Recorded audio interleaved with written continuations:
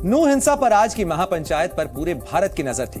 आशंका यह थी कि कहीं महापंचायत के फैसले से कुछ ऐसा तो नहीं होगा जिससे दोबारा तनाव पैदा हो जाए, जिससे राज्य में एक बार फिर दंगे की आग भड़क जाए। हरियाणा के पलवल में नूह बॉर्डर के पास हिंदू समाज की महापंचायत आज 5 घंटे तक चली, जिसमें 11 फैसले लिए गए। सुबह 11 बजे से शाम 4 बजे तक ये महापंचायत चली, जिसमें 1000 से ज्यादा लोग शामिल रहे।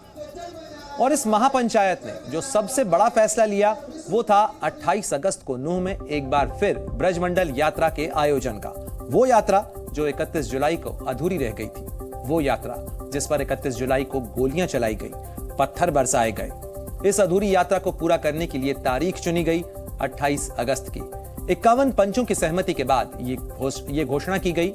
अखिल भारतीय किसान यूनियन के राष्ट्रीय महासचिव रतन सिंह ने महापंचायत के फैसले का ऐलान किया। 28 तारीख को जो हमारे धार्मिक संगठनों के साथी हैं, उन्होंने पंचायत से कहा है कि यात्रा हमारी वो अधूरी है, इसलिए उस यात्रा को पूरा किया जाना चाहिए। तो जो हमारे उस धार्मिक संगठनों के साथी हैं, उन्होंने पंचायत से अनुरोध किया है और पंचायत ने उनकी बात को तहे दिल से स्वीकार कर दिया कि भाई आप यात्रा जो आपका मुहूर्त है उससे यात्रा निकालो। और उन्होंने तय किया कि 28 तारीख को हम यात्रा निकालेंगे और उसमें आप सबका सहयोग अवांछित है, सबका सहयोग मांगा। डर इस बात का है कि क्या 28 अगस्त को भी वैसी ही तस्वीरें देखने को मिलेंगी जैसी तस्वीर देश ने 31 जुलाई को देखी थी। क्या 28 अगस्त को भी पत्थरबाजी होगी, गोलियां चलेंगी?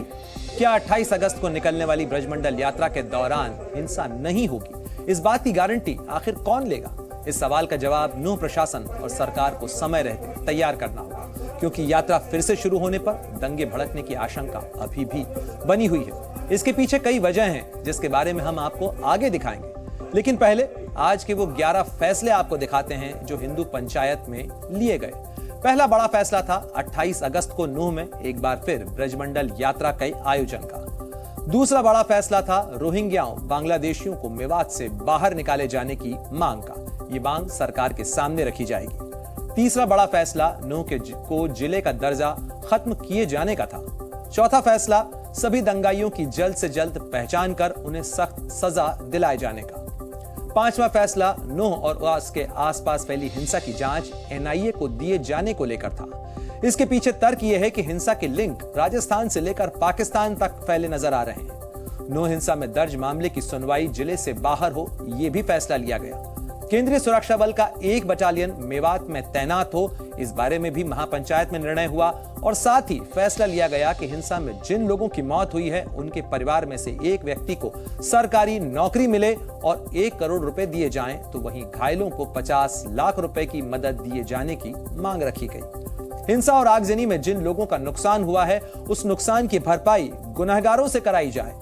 नूह से गुरुग्राम तक जिन बेकसूर लोगों पर झूठे मुकदमे किए गए उन्हें वापस लिया जाए, ये मांग भी की गई महापंचायत में। और एक बड़ा फैसला ये कि महापंचायत ने मेवात इलाके में रहने वाले हिंदुओं की आत्म सुरक्षा के लिए शस्त्र लाइसेंस दिए जाने की मांग भी की है। जब महापंचायत में शामिल लोगों से पूछा गया कि क्या उन्हें यह फैसला मंजूर है, तो सब ने ऊपर हाथ उठाकर हाँ में जवाब दिया। जिस वक्त महापंचायत हो रही थी, फैसलों का ऐलान किया जा रहा था, उस वक्त जी मीडिया रिपोर्टर आदित्य प्रताप सिंह वहां मौजूद थे। उन्होंने ग्राउंड पर क्या कुछ देखा, क्या सुना, पूरी रिपोर्ट आपको दिखाते हैं। जो ये 11 सूत्रीय फैसले आए और बड़ी बात यह है कि जिन जिन फैसलों की जिन चीज़ों की मांग की गई है, अभी इस समय अरुण सिंह जेल्लार जो हैं वो यहाँ पर बोल रहे हैं और जो फैसले हुए हैं उन पे अपना अनुमोदन दे रहे हैं। जिस तरीके से महापंचायत में फैसले लिए गए या तमाम लोगों ने अपने वक्तव्य रखे, और इसमें सबसे मुख्य मांग जो दिखाई दी वो 28 अगस्त को दोबारा से शोभा यात्रा, जो जलाभिषेक यात्रा है ब्रजमंडल क्षेत्र की, वो यात्रा निकलना और इसके अलावा नूह जिले को जो खत्म करने की मांग है वो वाकई में बहुत बड़ी मांग है। और कई बार ये चर्चा का विषय हुआ कि नूह को अन्य जिलों में मिला दिया जाए ताकि एक जो समाज है वो इतनी कम जनसंख्या में ना रहे कि उसको किसी दबाव में रहना पड़े। लगातार यहाँ पे लोग इस बारे में बात करते रहे और शायद वही फैसले जो हैं वो पंचायत ने लिए हैं। पंचायत के फैसलों को यहाँ पर जो हजारों की संख्या में लोग हैं उन्होंने उनको स्वीकृति भी दी है। आज की महापंचायत में अच्छी बात यह रही कि किसी ने भी भड़काऊ बयान नहीं दिया। किसी ने ऐसी कोई बात नहीं कही जिससे कि दंगा भड़के, जिससे सामाजिक भाईचारे को चोट पहुंचे, जिससे मेवात इलाके में तनाव पैदा हो।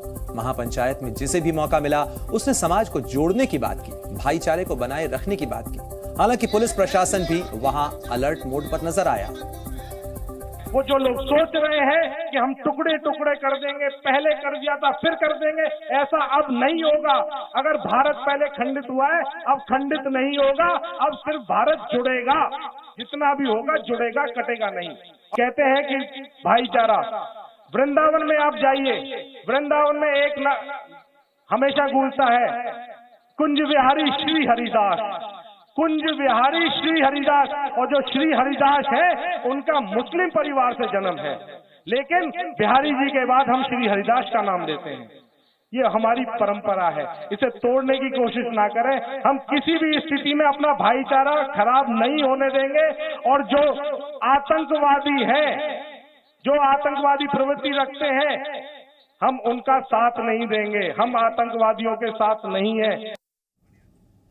महापंचायत से भाईचारे का संदेश देने की कोशिश तो की गई, लेकिन फिर से ब्रजमंडल यात्रा निकालने की तारीख देकर प्रशासन के सामने नई चुनौती भी पेश कर दी गई।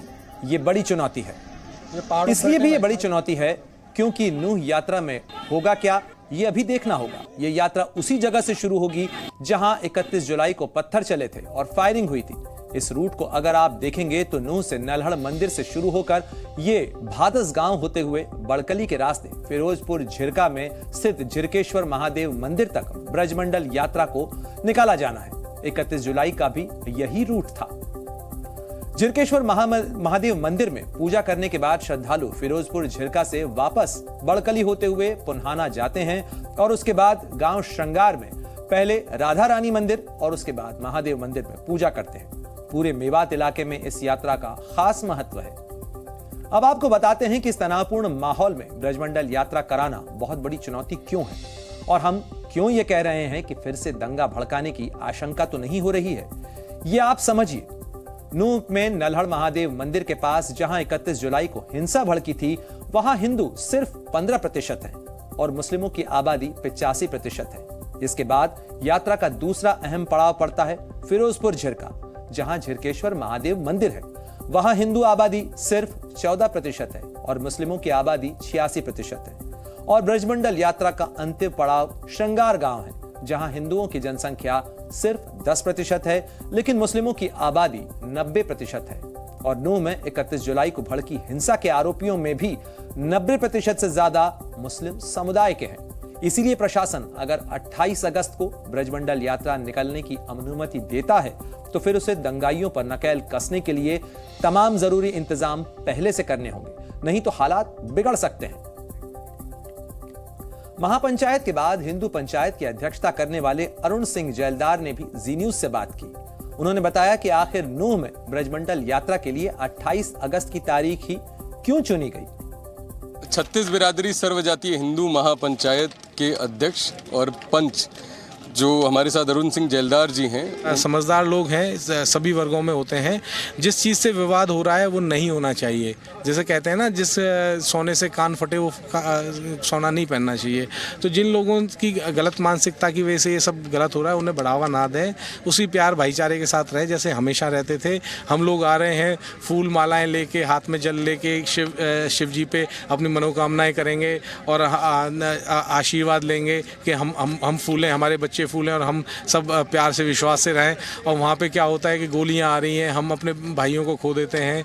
और ऐसी गलत वो आपने कई वीडियो देखे हैं जिन्हें कई बार देखने के बाद एकदम से रूह कांप जाती है। कहाँ तो हम देश का 75वां अमृत महोत्सव बना रहे हैं और कहाँ 6-6 घंटे तक हम लोग बंधक रहते हैं।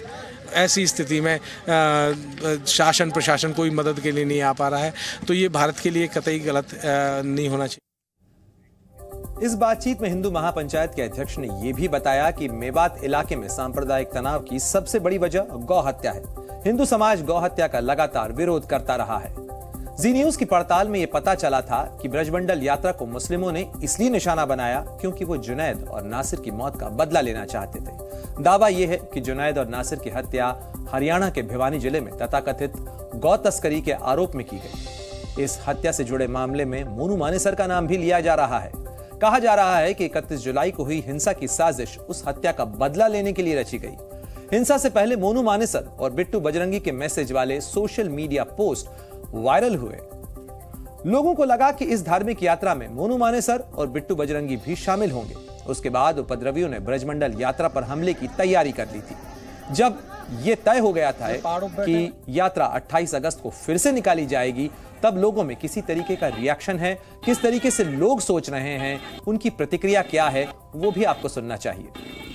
हमारे जो पंचों ने निर्णय लिया, हम उससे पूरी तरह से संतुष्ट हैं और अब की बार कम से भी कम हर गांव से, हर घर से यात्रा के अंदर जाएंगे और कम से भी कम 50,000 की संख्या में यात्रा निकलेगी और उसी जोर शोर से निकलेगी यात्रा।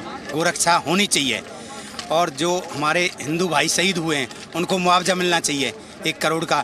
जिनकी संपत्ति का नुकसान हुआ है उनकी भरपाई होनी चाहिए। ये सारे फैसले इसलिए पंचायत हर घर से 2-3 आदमी जाएंगे, हर घर से 28 तारीख को। 28 तारीख जोरदार जाएंगे पक्का। 28 तारीख को 28 अगस्त को जो है यात्रा अच्छी धूमधाम से निकाली जाएगी। और यात्रा का जो क्या ऐसा तो नहीं है कि डर लग रहा हो कि भाई क्या होगा? कोई डर की बात नहीं है, ऐसी कोई बात नहीं थी, लेकिन अभी भी कोई वैसी बात नहीं है कि डर नहीं है। हिंदू समाज पूरा जुड़ा रहेगा, सारा एकत्रित हो चुका है। हिंदू समाज में जागृति आई है और संगठित लोग संगठित दिखाई दे रहे हैं।